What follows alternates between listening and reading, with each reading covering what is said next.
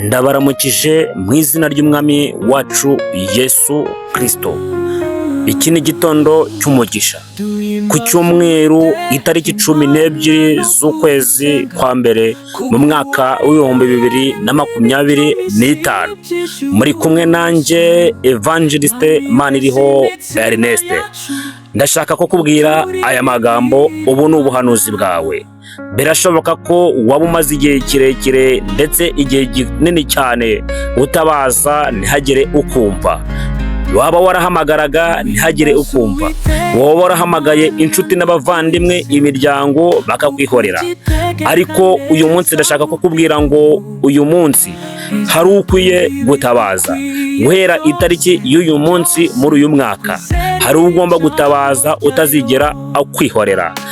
Yeremiya ibice 33 umurongo wa 3 haragira hati: nabaza ndagutabara, mwereke ibikomeye biruhije utabasha kumenya.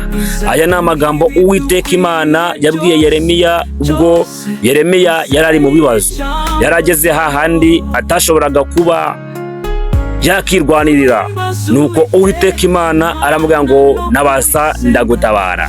Nta wundi wagutabara usibye Uwiteka Imana. Turagushimiye kubwo kuba wumvishe iri jambo.